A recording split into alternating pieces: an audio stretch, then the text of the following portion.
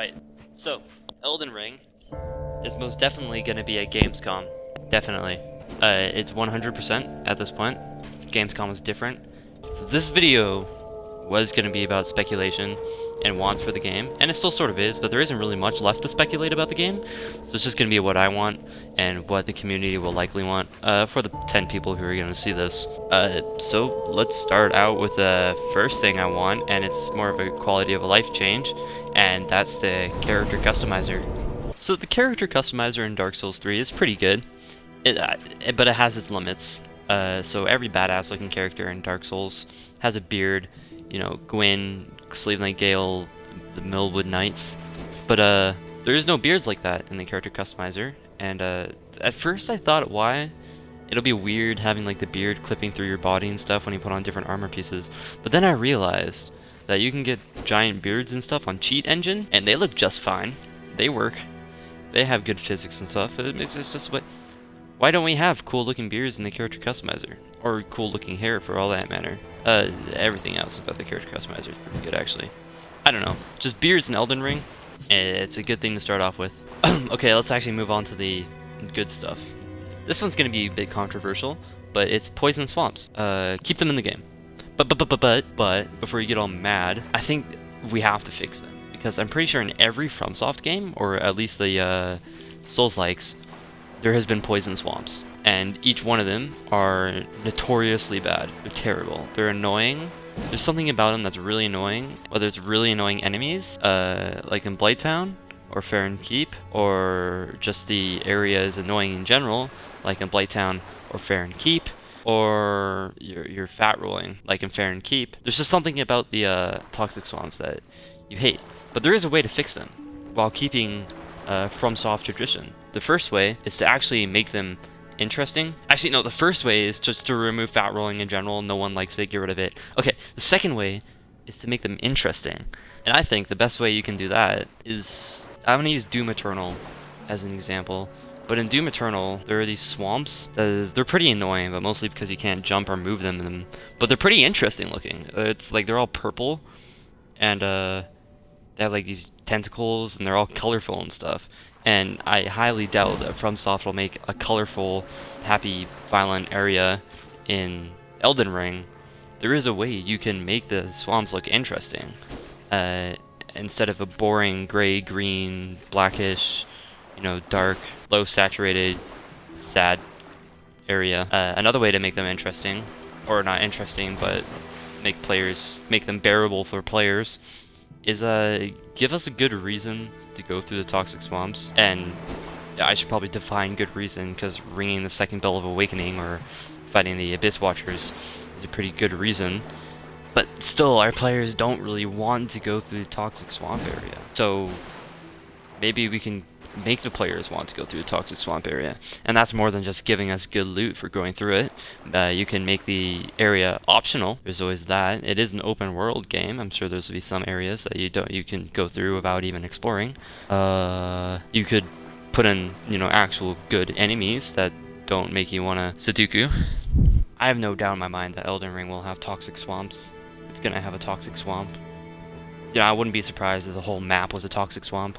Well, we already know that Elden Ring will be an RPG, more like Dark Souls than like Sekiro. So FromSoft will have to figure out a way of balancing loot in the game.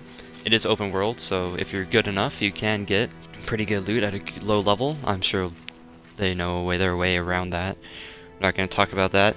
What we are talking about, though, is not the fashion or the role-playing, but the currency. Now, in a dumb leak a while ago, they said that the currency was going to be limbs. Now, I can bet my kneecaps that it's not going to be limbs. In fact, I'm pretty sure that what we see in the trailer with the girl putting on her magical robot arm is, in fact, just an armor set. FromSoft hasn't shied away from degrading the human body for an armor set, and then completely restoring it for another. Honestly, it could just be an armor set. Again, I could be wrong. It could be all cyberpunk, but ancient cyberpunk, where you give yourself prosthetic limbs to make yourself more powerful. I doubt the currency is limbs, but I don't know, maybe you trade a limb for a limb, a soul for a soul. I know nothing, but most likely to buy weapons, you know, interact with NPCs and stuff, it's just going to be normal currency. Unless Rocket Raccoon is a NPC, and then you can maybe give him your leg. But I'm pretty sure that's about the closest we're going to come to giving away limbs. Again, I have no evidence. It's just speculation. Like, all of it is. But we'll know at Gamescom tomorrow, right, guys? Another thing I want to speculate on is the movement and the traversing of the game. It is open world, so you may move fast. Pretty sure it's already been confirmed. There's going to be like a dedicated jump button, and it's going to be really fun. Because jumping in Dark Souls 3, or any Dark Souls game for that matter, is just annoying and kind of clumsy and pointless. I mean, in Dark Souls 2 you practically flew, but my point still stands. A dedicated jump button is better. It's exciting. But being open world, I'm pretty sure it's confirmed as well. Oh, I know it is confirmed that we will be riding on horseback. And my cloth is blowing through me, and that does not look right. We will be riding on horseback. So, you know, having some alternatives, especially when it comes to role-playing, you know, horseback alternatives would be nice. Whether that's, you know, riding on a skeleton horse, or a walking tree, or a weasel. I don't know. But, you know, having alternatives to then just a horse would be nice. Again, not necessary. I'm sure you can... It's probably a ghost horse. You can just summon it wherever you are. Or you whistle for it and it comes to you. Like the Batmobile in Arkham Knight shows up from halfway across the world. I don't know. Horses in the game. It'd be nice to see them do... you know what would be cool? Is if you could make your horse a Havel monster. You can make your horse fat roll. And run away and gank. But well, how will the horses play into PvP? I'm gonna get it out of the way. Hopefully the PvP will have good hitboxes. A lot of people will be saying, oh, you could joust, but I doubt you can joust with a great axe. The PvP on horses is probably gonna be similar to that one boss fight in Sekiro where you're fighting the giant dude on the absolutely massive horse. Wherever he found that, I don't know. I didn't really look too much into the lore of Sekiro, but man, that horse was massive. Oh, that's a ghost. I thought that was a follower coming and chasing me. So, yeah, the PvP horseback would be quite cool, and I think it'll be most fun if you do it with ranged weapons. And I'm talking more than just crossbows. I'm talking full-on guns. Bloodborne had guns, and I think it'd be pretty cool if Elden Ring had guns as well. It'd make sense if it didn't, but I don't know, just Elden Ring and guns in the same sentence really gives me the fanboy boner. I don't know, it just sounds really cool. And it would be really nice to see that. And then Covenants. Covenants is another one. I think Covenants would be done best in Elden Ring, since we have that whole different kingdoms theme going on, where you go to different kingdoms, you invade, or, you know, join them. That could be how Covenants work. Pretty sure half the Dark Souls 3 players are part of the Sunlight Covenant. I know I am. So, I don't know, maybe there'll be something like that in Elden Ring. But here's what a lot of us are looking forward to in Elden Ring. And that's the boss fights. And it's more than just the lore. You know, it's open world, so how do the boss fights work? Well, in the world, I'm pretty sure we go around exploring kingdoms. Again, this isn't 100% confirmed, but it's likely that some of the boss fights are scripted. But some of them could be encountered. Whether they encounter you, like the Pursuer in Dark Souls 2, or you encounter them. Like you're just exploring the open world, and you see random dudes sitting in the field, and it's like, oh, it's an NPC, I'll go talk to that. But it's not an NPC. It's a giant snake. So, getting weapons and armor from bosses, how will that work? Because do you get boss souls? Do they just drop their weapons and armor after you kill them? It would be nice if they did that, but I doubt it.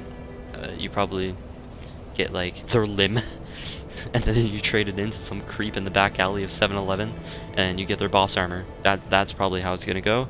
But I know that most people want replayability, so the thing that's been commonly asked for from Souls-like games is to be able to replay bosses. Whether it's like memories in Sekiro or dreams in Hollow Knight, or just resummoning them in Dark Souls 2, it's always nice to be able to refight a boss. It would be nice if they had different variants of a boss for beating them, like we do in Hollow Knight.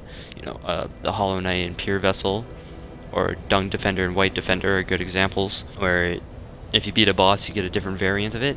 That would be really cool, and then you get the different variants of that armor. Show people that you're pretty good at the game, you know, get good.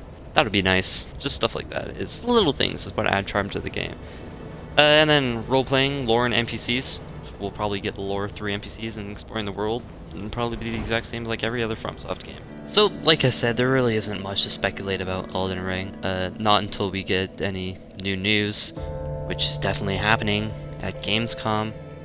You mark my words. I doubt you could even imagine it. But I'm just so hyped for it, you know. We're all going hollow here, and we're waiting for more news, and I will be ecstatic if there's a Gamescom, which it will be. So I guess I'll see you all on the other side then.